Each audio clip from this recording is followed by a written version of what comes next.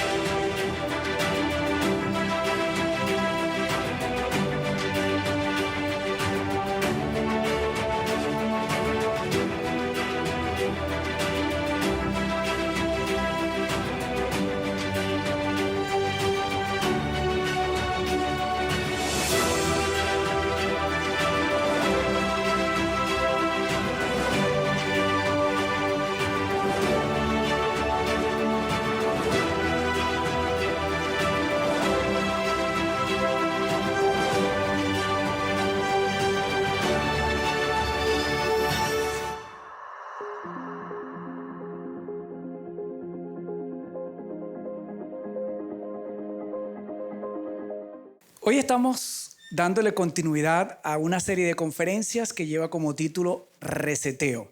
Este es un ciclo de 3 enseñanzas. La primera fue el domingo anterior, el encuentro pasado.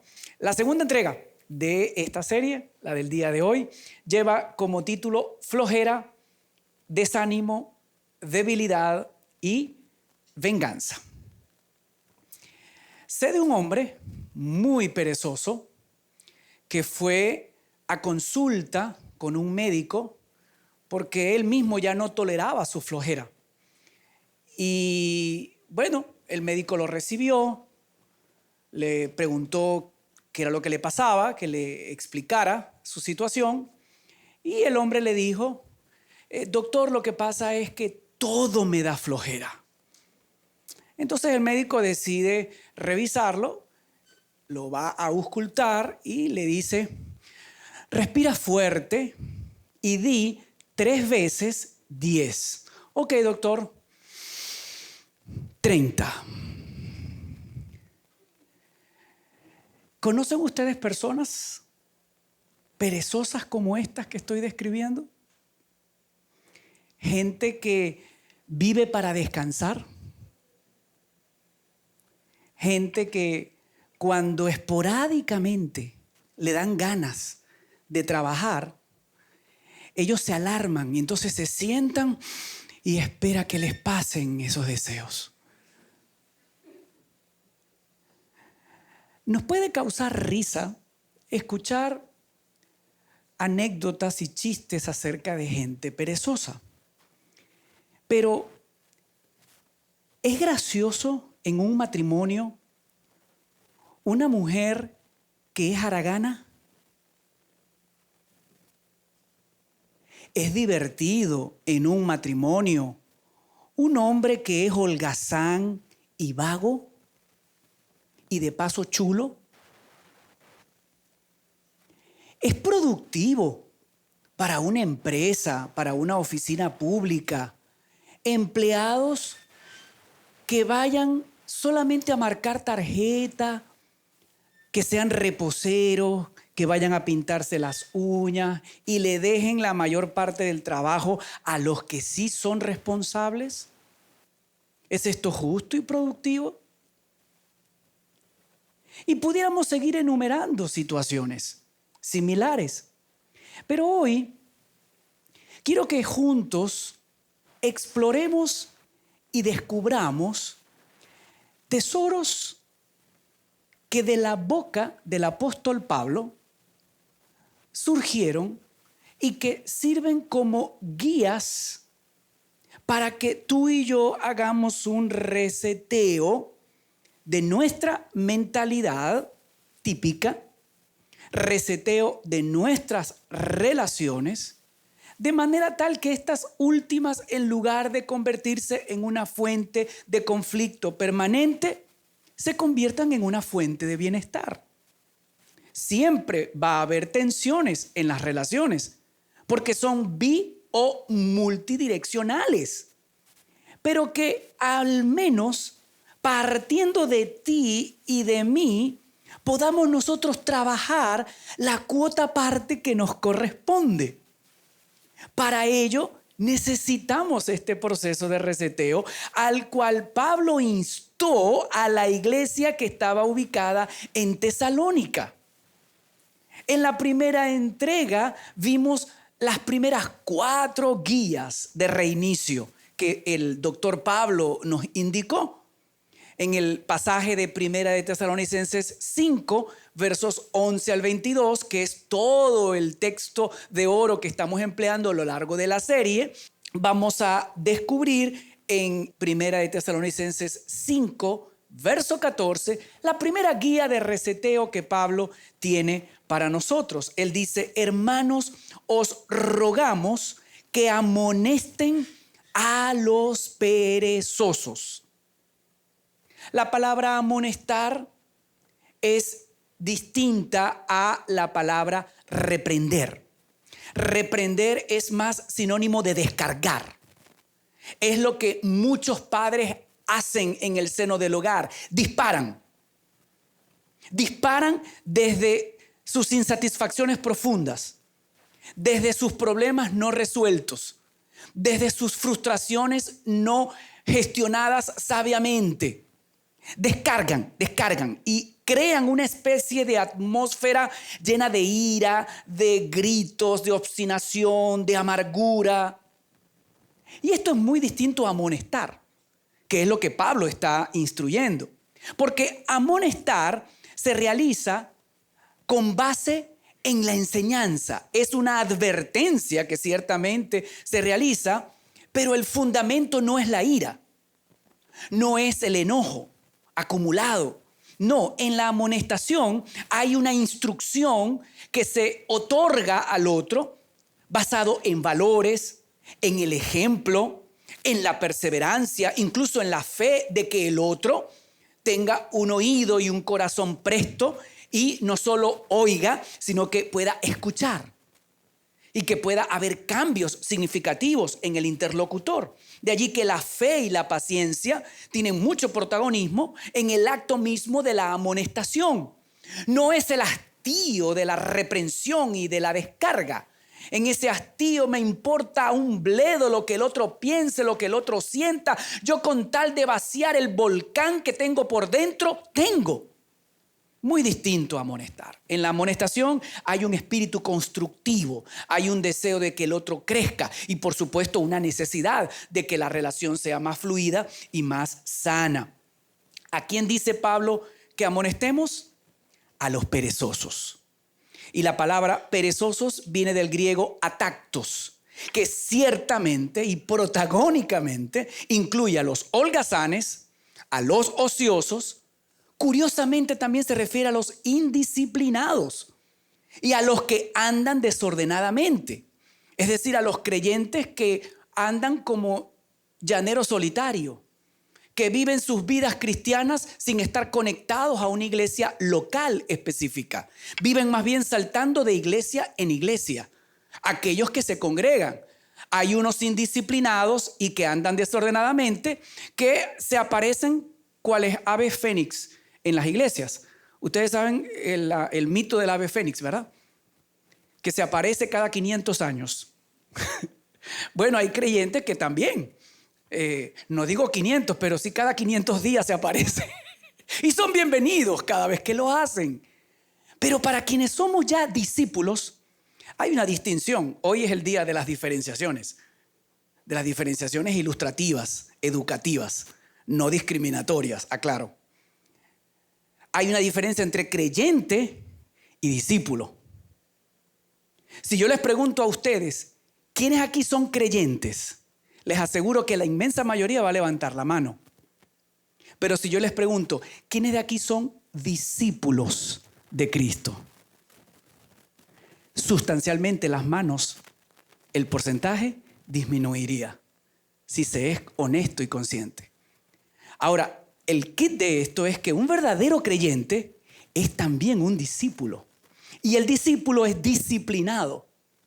Pablo por eso habla por la calle del medio a los atactos y les dice a los que andan desordenadamente. De hecho, atactos es un término de origen militar que alude a uno que no mantiene el orden, que no mantiene su puesto, a un soldado insubordinado.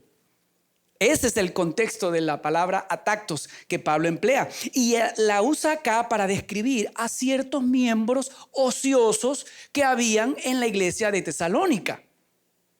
De hecho, se mete en aguas profundas cuando... Esta es la primera carta a los tesalonicenses. En la segunda, él profundiza más. En el capítulo 3 y verso 10, aclara y dice: el que no quiera trabajar, que tampoco coma. Nos hemos enterado, verso 11, de que entre ustedes hay algunos que andan de vagos, sin trabajar en nada, y que solo se ocupan de lo que no les importa. Esta suele ser la ocupación de los que no sirven. Utilizan la lengua para destruir, para lanzar misiles, para mirar, observar y criticar negativamente sin ellos incorporarse como parte de la solución.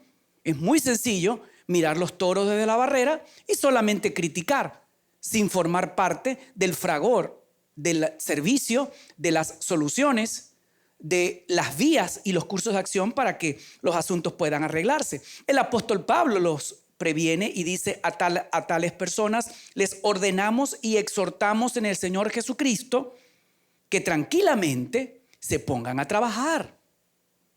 O si tú eres un adolescente o un joven en tu primera etapa de la juventud, que te pongas a estudiar, porque ese es tu trabajo, aplicando este pasaje a la cotidianidad. ¿Para qué? Para ganarse la vida. Dentro de este proceso de distinciones, quiero que diferenciemos también entre flojera y temor en el día de hoy. Porque dos personas pueden no hacer nada por razones diametralmente opuestas. Una puede no hacer nada, ciertamente por atactos, por flojera, pero hay otra que puede no hacer nada por temor. Te lo ilustro de la siguiente forma.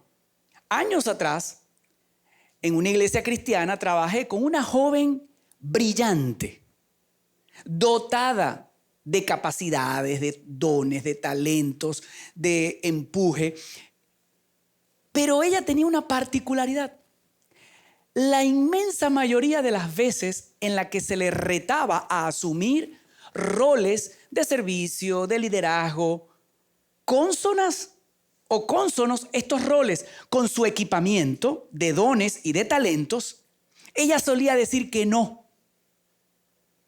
Y decía que no porque ella estaba en cada llamado que se le hacía esperando que la voluntad de Dios fuera más clara hacia ella. Que Dios le hablara para ver si ella tomaba o no un llamado que un líder o una líder de la iglesia le hacía. Dirigido este líder por Dios, evidentemente. Pero en 9 de cada llamados tengo que ver cuál es la voluntad de Dios. Y amados, la voluntad de Dios, si quieres conocerla, en términos de tus dones, talentos, capacidades y equipamiento, es que tú le dones esos talentos, los utilices, tu experiencia, tu profesión, tus conocimientos y habilidades, lo que tú has aprendido en la vida y en la fe, Dios espera que tú lo utilices para extender su reino, para servir en el contexto del cuerpo de Cristo. Pero hay muchos creyentes que esperan que las nubes en los cielos se disipen, se abran y un ángel con una trompeta diga: Raúl, hoy predica la palabra. Imagínense si yo para cada domingo le preguntara a Dios si es su voluntad que yo predique su palabra. Ustedes saben que Dios a veces hace silencio, ¿cierto? Y son silencios ensordecedores. Porque si yo le preguntara a Dios: Dios, ¿tú quieres que yo predique tu palabra? Yo creo que lo primero que conseguiría de parte de Él es uno de esos silencios. Porque es tan evidente su voluntad para mi vida que sería necio preguntárselo para cada oportunidad que deba servirle. La voluntad de Dios es que tú le sirvas. La joven de la que te estoy comentando se escudaba, disfrazaba. ¿Qué cosas? No falta de ganas de servir, no. Disfrazaba sus inseguridades, sus temores, su baja estima, la subestimación de las capacidades de las que ella estaba dotada, con la expresión: debo conocer la voluntad de Dios. Los cristianos a lo largo del tiempo hemos romantizado y espiritualizado mucho conocer cuál es la voluntad de Dios. Tú eres creyente, te enamoras de un no creyente. Señor, ¿cuál es tu voluntad para mí? ¿Será que Pedro o María son para mí?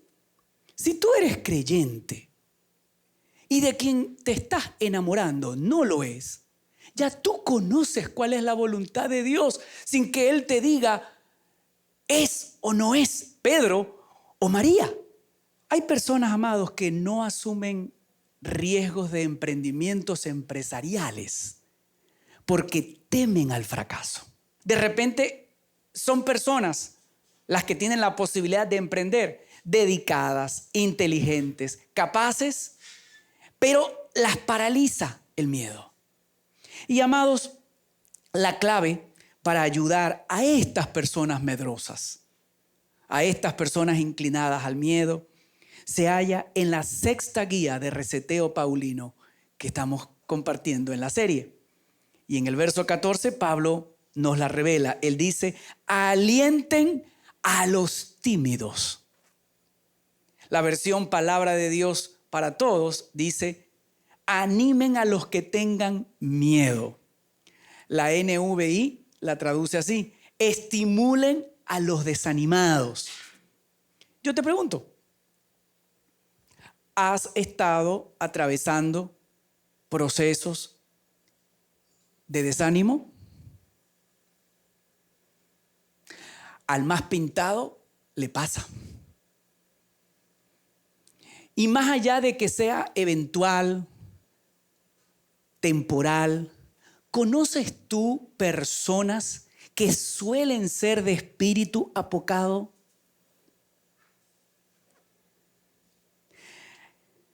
Ayúdales.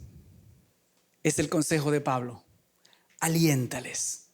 Esta expresión que él utiliza, este exhorto, alienten, la palabra viene del griego parakaleo y significa llamar al lado de alguien para animar o estimular. Y amado, siempre tú tendrás la oportunidad de estar al lado de alguien.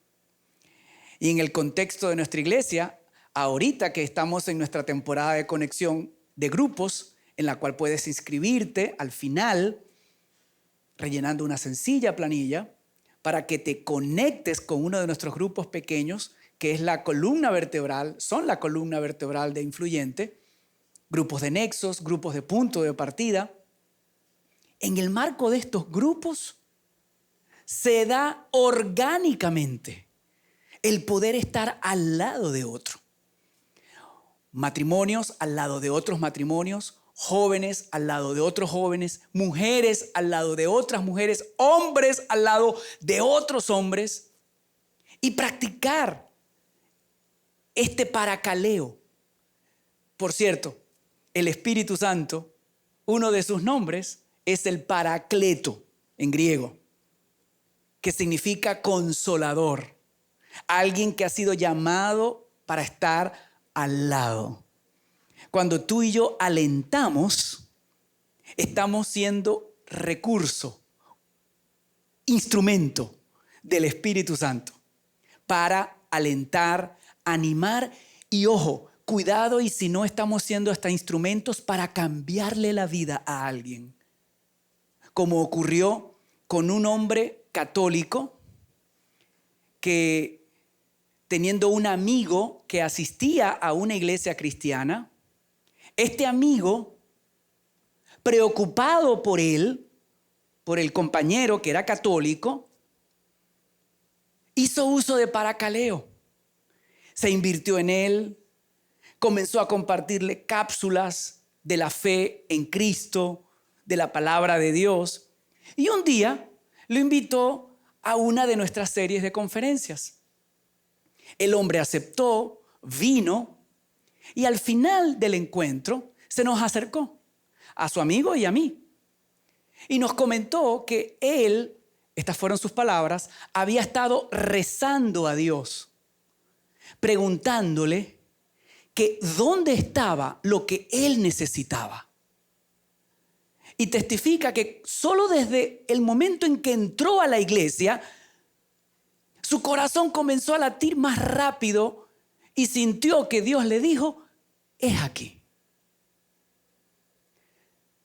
Amado, tú puedes ser puente para traer aliento de vida a alguien que está abatido, desanimado, desalentado.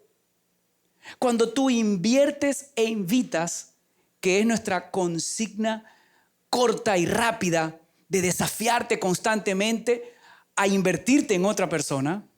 Allí no estamos hablando de finanzas, aunque son bienvenidos los apoyos en esa materia para que la obra de Dios pueda seguir avanzando. Cuando decimos invierte e invita, estamos haciendo alusión a que puedas sembrar parte de tu tiempo y de tu vida en otras personas. Y que a lo largo de tu día a día, de las semanas previas a cada encuentro, tú estés pensando, orando, en qué persona puedes tú invitar también. Para que eso que tú recibes cada domingo, también Dios, a través de ti como canal, se lo otorgue a otra persona. Invierte e invita. Tú puedes ser un instrumento y un puente de transformación para otros. Séptima guía de reseteo que Pablo nos comparte, dice en el verso 14, cuiden con ternura, es decir, ayuden a los débiles. La traducción de las Américas hace esta versión: apoyen a los que todavía dudan del Señor Jesús. La palabra débiles es la traducción al español del vocablo griego asteneia. Muchos de ustedes saben que el Nuevo Testamento fue escrito mayormente en griego. He allí el por qué a veces vamos a los originales para tratar de capturar más el sentir que el autor quiso transmitir. Y cuando Pablo hace alusión a asteneia, a los débiles, está refiriéndose a personas carentes de fuerza, incapaces de producir resultados, personas enfermas. Quiero que hagas un ejercicio al salir de este lugar. Mira por favor a tu alrededor. Te vas a llevar muchas sorpresas cuando te percates de que hay más personas de lo que tú piensas en condición de asteneia. Es decir, personas carentes de fuerzas, Y no solo físicas, que las hay abundantemente. Sobre todo personas carentes de fuerza espiritual. Tú las puedes ver incluso hasta exitosas, secularmente hablando. Las puedes ver hasta imponentes en presencia física. Probablemente por su cuidado. Son personas fitness, personas que cuidan su vestimenta. Pero por dentro, que es lo más importante, están en la condición de abstenella, carentes de fuerza espiritual. Quiero decirte que quien a ti te invitó, sea hoy o cualquier otro día, a esta conferencia o a alguna actividad de la iglesia en el pasado, es alguien que está o que asumió el llamado de Pablo de cuidarte con ternura. Es alguien que te está ayudando a ti, que quizás no tienes todavía la seguridad de salvación, que quizás todavía dudas acerca de Jesucristo, como dice la traducción de las Américas de las Escrituras. Es alguien, amado, que te está ayudando a construir tu vida en torno a alguien que es capaz de darte fuerza en tu debilidad. Alguien con A mayúscula que es capaz de darte sanidad en medio de tu quebranto. Alguien que es capaz de darte perdón para tu pecado. Alguien que es capaz de darte de su presencia, de su paz en medio de un alma agitada, abrumada y angustiada. A Dios le place utilizar a la gente para atraerles a sí mismo. Ese es el orden incluso. Dios pudiera aparecérsele a las personas en esa nube que describí hace un rato. Pero Él ha elegido a la iglesia y le ha dicho, vayan y hagan discípulos a todas las naciones. Enséñenles todas las cosas que han visto y oído de mí. Y bautícenlas en el nombre del Padre y del Hijo y del Espíritu Santo. Vayan, ustedes, mis discípulos, mis verdaderos seguidores. Ustedes son mi instrumento. Ustedes son mi plan. No hay otro. Qué gran privilegio y a la vez deber los cristianos tenemos.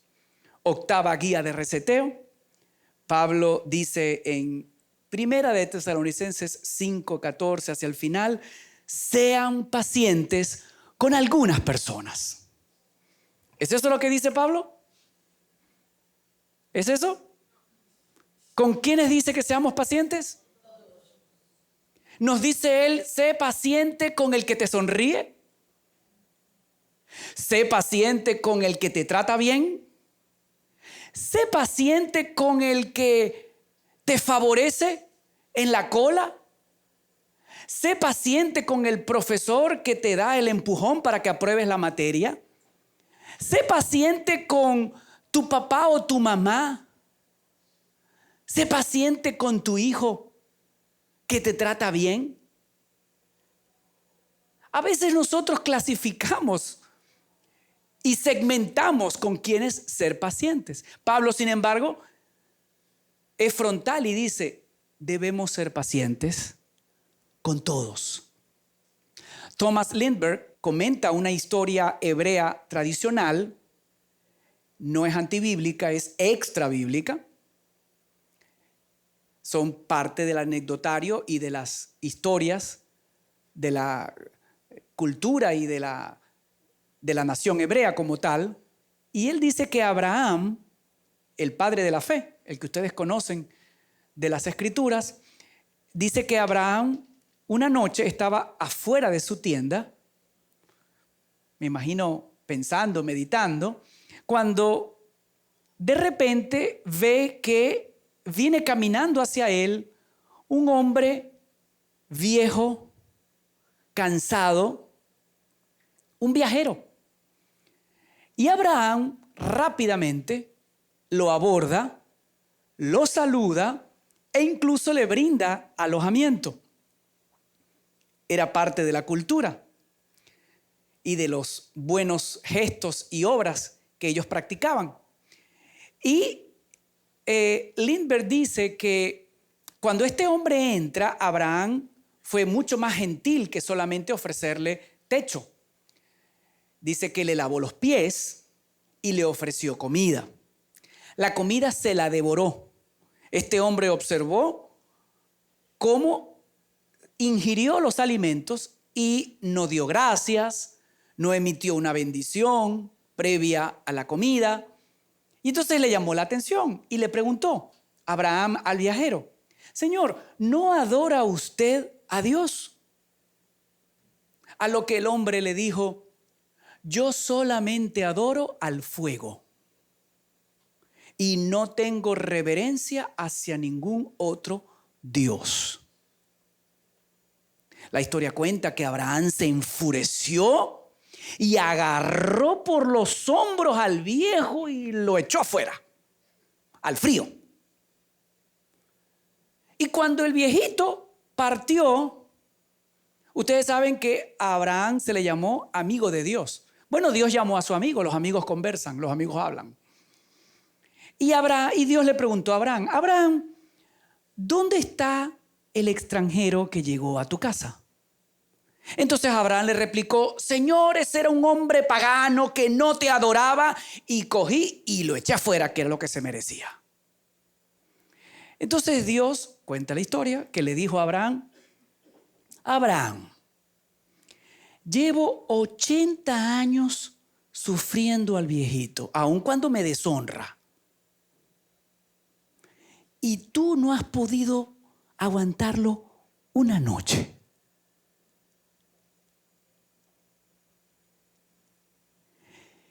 Si tú quieres conocer lo que es la paciencia, bíblicamente hablando, la paciencia es gracia para soportar. La paciencia es lo opuesto a la ira y es sinónimo de misericordia. También se ha definido como la gracia de esperar sin quejarse. Creo que no se parece mucho al concepto secular de paciencia. Incluso la paciencia humana, no la bíblica, tiene techos muy bajos. Muchas veces ni la primera se aguanta. Mucho menos cuando hay errores repetitivos. Estoy hablando de errores, no estoy hablando de ofensas que laceran, lesionan o lastiman. Obviamente, actitudes y personas de las cuales después de varias amonestaciones, si no hay correcciones, hay que alejarse. Vamos a la penúltima guía de reseteo de hoy. En el verso 15, Pablo nos dice: asegúrense de que ninguno pague mal por mal. En Génesis 37, tú y yo podemos leer la historia de José, un hombre soñador, un joven que escaló posiciones elevadísimas en Egipto, luego de haber caído muy bajo, ¿por causa de quiénes? De sus 11 hermanos. Sus hermanos de sangre lo aborrecieron, lo envidiaron, le robaron la túnica de colores que lo identificaba a él, conspiraron para su muerte y finalmente lo vendieron como esclavo por 20 monedas de plata a los madianitas, a los ismaelitas. Lo vendieron como si fuera un objeto. Allí José se convirtió, por cierto, en un tipo de Jesús, quien también siglos posteriores sería vendido por unas monedas de plata. Pero José, amados, tuvo que sufrir, padecer enormemente a cuenta de estos hermanos, que eran muy bellos esos hermanos. Unos hermanos que yo creo que cada uno de nosotros anhelaría tener, ¿cierto? ¿Cuál fue la decisión de José cuando sus hermanos, sus descendientes, necesitaron de él? Porque años después, en esas vueltas que da la vida, todos los hermanos con su familia, toda la nación de Israel dependió de la ayuda de José. Y cuando se acercaron a solicitársela, José tenía dos opciones: se desquitaba o tenía misericordia. José optó por la segunda y, sepultando los deseos de venganza, ya había sido tan procesado su carácter, ya había llorado lo suficiente, ya Dios le había demostrado incluso lo mucho que lo quería utilizar para salvaguardar no solamente a la nación de Israel, a Egipto y al mundo conocido de la época, porque José fue el instrumento para que cuando en aquellos tiempos de vacas flacas y de vacas gordas, si ustedes recuerdan la historia, él acumulara alimentos en graneros para salvar literalmente la vida de miles y miles de personas. Él abandonó los sentimientos de venganza y el dolor infligido por sus hermanos y tuvo misericordia de ellos. Cuando es tu caso, el de tener hermanos que te ofenden, hermanos que te lastiman, hermanos que te perjudican como fueron los hermanos de José, ¿cómo respondes tú? ¿Respondes como José? En el mismo verso 15, Pablo agrega: más bien, siempre traten de hacer el bien entre ustedes, es decir, entre los creyentes, entre los cristianos, y a quienes, a todos los demás, es decir, a los que no comparten tu fe. Una amiga muy querida fue traicionada por su marido hace años, le fue infiel, y como era de esperar, una mujer que ha sido tan lastimada, máxime porque su rival era una mujer insolente, practicó la brujería, terminó destruyendo su matrimonio. Era de esperar que la reacción de esta amiga que fue herida fuese de indignación, de rabia, de ira, de profundo dolor, de decepción contra aquella mujer. Pero hubo algo que ocurrió en la vida de esta amiga que fue lastimada, que fue traicionada. Y es que en el ínterin de esa traición, ella conoció a Dios. Ella tuvo la oportunidad de conocer a Cristo como el Señor y el Salvador de su vida. Y esto sirvió para que las heridas emocionales que ella venía acumulando como producto de esa traición fuesen sanadas. Y no solamente eso, ella llegó a experimentar por su ex rival hasta misericordia, al punto de que hoy día ella ora por esta mujer. Mi amiga, la traicionada, ora por esa amante de su ex. Porque, amados, la oración es uno de los recursos más poderosos que existe en el mundo espiritual para darle vida a esta guía de reseteo de Pablo, de no pagar a nadie mal por mal, más bien siempre tratar de hacer el bien entre ustedes y a todos los demás. En todos los demás se incluyen los que te hacen el bien a ti y los que te hacen el mal también. Cuando tú oras, tú estás combatiendo, es como un antídoto para esos sentimientos de hervor que hay en ti y de animadversión hacia esa persona que te lastimó. Porque ¿cómo oras tú a favor de alguien con animadversión? Indefectiblemente en el tiempo de la oración hay una terapia espiritual en la que el Espíritu de Dios está sanando tu corazón. Porque sé que es contra natura orar por alguien que te ha hecho mal. Por eso es que el Padre Nuestro también incluye perdona a quienes nos ofenden. Es tan vital para Dios que tú y yo sanemos nuestros corazones y oremos hasta por nuestros adversarios, que en la oración modelo lo colocó como una de las guías también. Yo te pregunto, ¿oras tú por tus adversarios? Pero no para que le caiga un meteorito. ¿Oras tú para que el Señor tenga misericordia?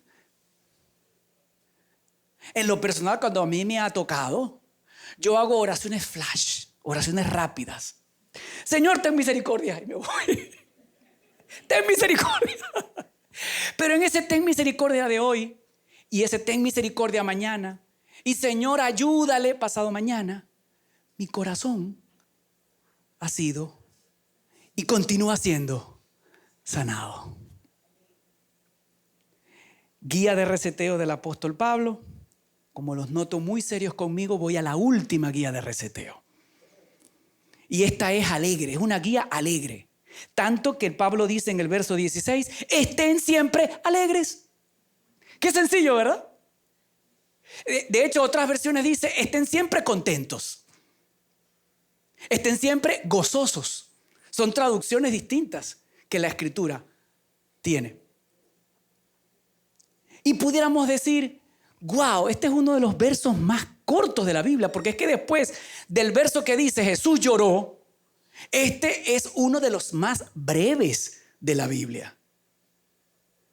Pero aunque lo estoy expresando con alegría, tú y yo sabemos que es uno de los versos más difíciles de practicar. En especial cuando nos quitan y nos castigan con 4 horas sin luz en Maracaibo. Qué fácil es estar gozoso, ¿verdad? Dígame si es de 11 a 3 de la tarde, el tiempo más frío de nuestra ciudad. Qué fácil es estar gozoso. Pero te voy a mostrar a uno que supo practicar esta guía de reseteo antes de enseñarla. Te estoy hablando del mismo Pablo, pero escribiendo a los Filipenses en el capítulo 4 y verso 11. Él lo dice, he aprendido a adaptarme a cualquier situación. Verso 12, yo sé cómo vivir en pobreza o en abundancia. Es más, conozco el secreto de estar feliz. El secreto de estar feliz estaba casado con el hecho de estar siempre gozosos.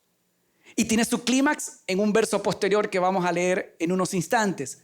Pablo dice, conozco el secreto de estar feliz en todos los momentos y circunstancias, pasando hambre o estando satisfecho, teniendo mucho o teniendo poco. Si observas, Pablo no se dejó noquear por los reveses de la vida. Y quiero animarte a que tú tampoco lo permitas. Y ese es el porqué de esta serie. Porque es una invitación expresa a que resetees tu mente y tus relaciones y vivas realmente gozoso. Amado, el único lugar donde no hay conflictos, tú debes saberlo ya, es en el cementerio. Que enfrentemos contrariedades, ese es un excelente indicio de que estamos vivos. Por eso te quiero retar a hacer una asimilación de estas 7 guías de reseteo que hoy hemos agregado a nuestra lista. Y que esta misma semana comiences a preguntarte, ¿con quién debo desde el ejemplo sentarme y amonestar para que deje de ser flojo o perezoso o medroso? ¿A quién debo ubicar para alentar? En especial al que teme, siendo que tiene muchas posibilidades por delante, pero maneja inseguridades. ¿A quién voy a escoger para alentar?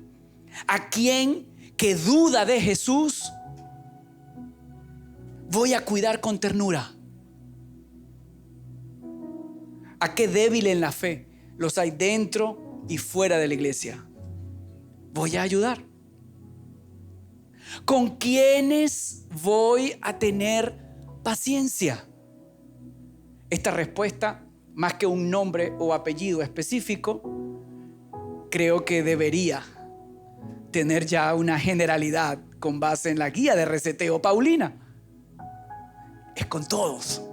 Sin embargo, hay que ponerle nombre, sobre todo porque compartimos el día a día con gente que amamos, pero con quienes perdemos la paciencia. ¿Renunciarás tú desde este día a los sentimientos punitivos, de venganza, de castigo, de tomar por tu propia mano justicia, ojo por ojo, diente por diente?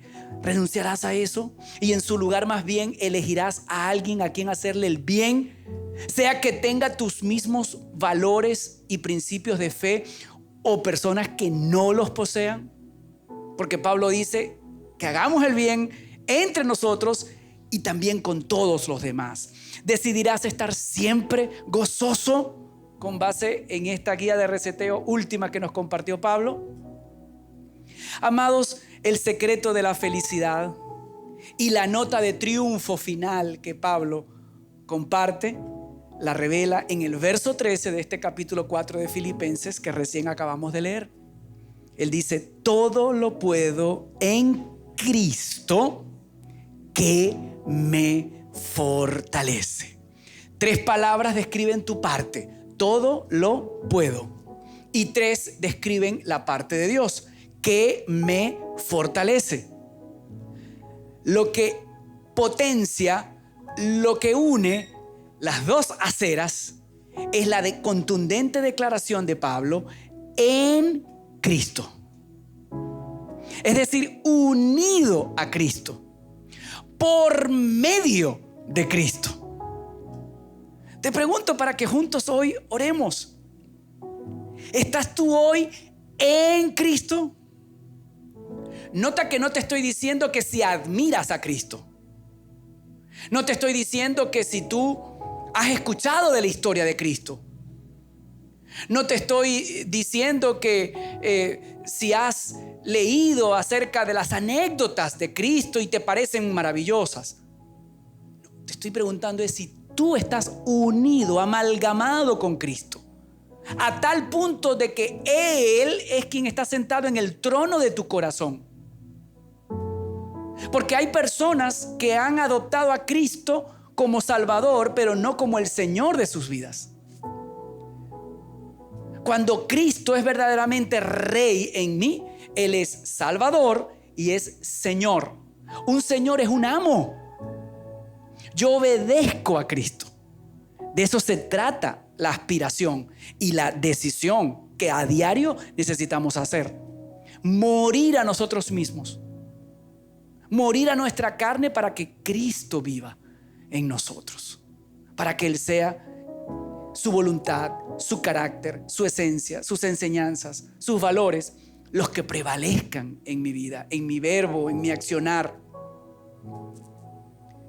¿Estás unido a Cristo?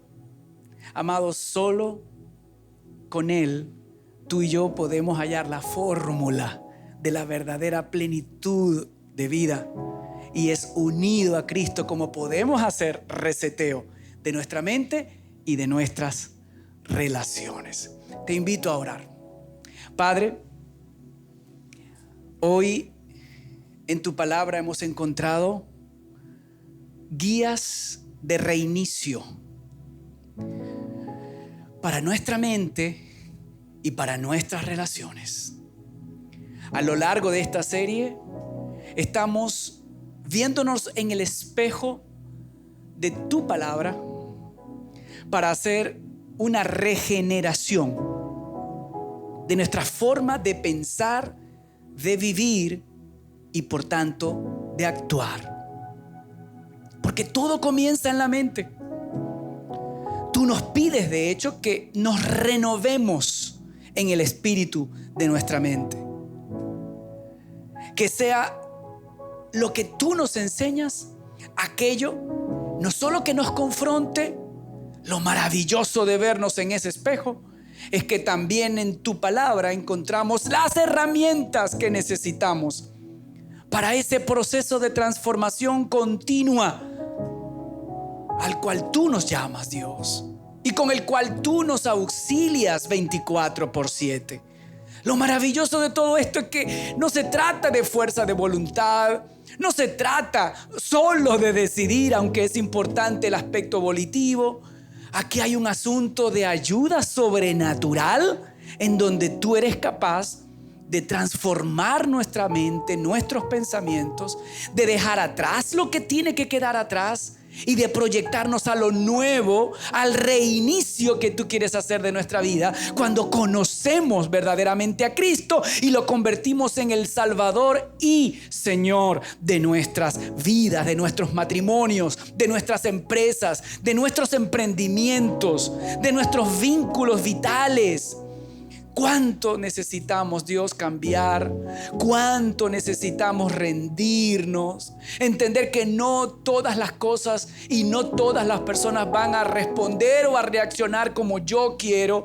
Oh Dios, pero sí puedo intervenir en cómo yo respondo a las circunstancias, y tu palabra me da el instrumental, me da el recurso, me regalas al Espíritu Santo para que Él sea mi ayudador, mi paracleto, alguien que ha sido llamado para estar a mi lado, alentarme, consolarme, fortalecerme, y en medio de mis incomodidades, de mis impotencias, de mis frustraciones humanas, experimentar tu verdadero gozo, el saber que tú estás obrando y trabajando en medio de todas las circunstancias que estoy atravesando. Oh Dios, tú estás obrando a través de las personas, incluso cuando no me caen bien, cuando no hacen lo que yo quizás aspiro a que hagan.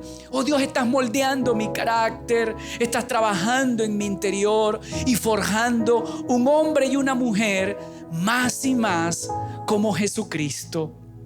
De eso se trata, porque más que creyentes, queremos ser tus discípulos. Queremos, oh Dios, ser hombres y mujeres que te amen a ti por sobre todas las cosas. Padre, que ese reseteo durante todos estos días continúe y que el clímax lo podamos encontrar en la última entrega, en donde veremos esas guías de reseteo finales con las que el apóstol Pablo sellará, oh Dios, estas enseñanzas en nuestros corazones por medio del Espíritu Santo. Gracias, Dios, en Jesucristo tu Hijo. Amén y amén. Influyente está marcando una diferencia genuina en la vida de las personas en nuestra ciudad y en la de miles a nivel mundial. Hoy más que nunca es imprescindible unirnos para tener una influencia trascendente en nuestras comunidades. Tu apoyo económico nos permite seguir expandiéndonos a más rincones del mundo, cumplir con nuestra misión de guiar a niños, jóvenes y familias enteras a una relación creciente con Jesús, así como seguir siendo un faro de esperanza e inspiración para personas como tú, dentro y fuera del país. Extiende ahora mismo tu generosidad. Es muy sencillo. Hazlo visitando nuestro sitio web www.influyente.org y yendo a la opción Dar, o haciendo una captura a los datos que ves en pantalla. Puedes materializar tu contribución desde cualquier parte del mundo.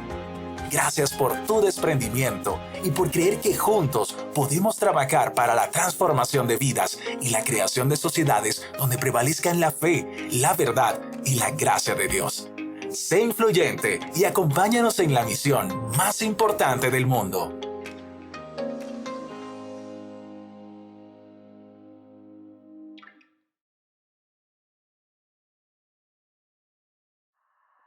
Espero que luego de estas verdades contundentes te hayas fortalecido e inspirado tanto como yo.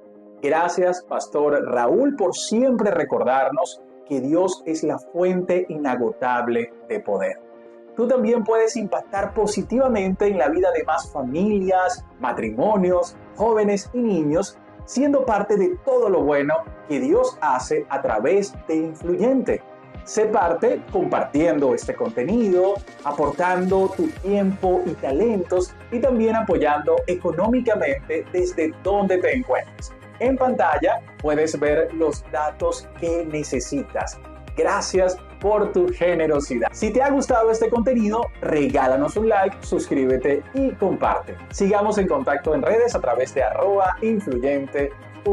Ha sido un gusto acompañarte. Será hasta la próxima. Somos Influyente para todos. Chao, chao.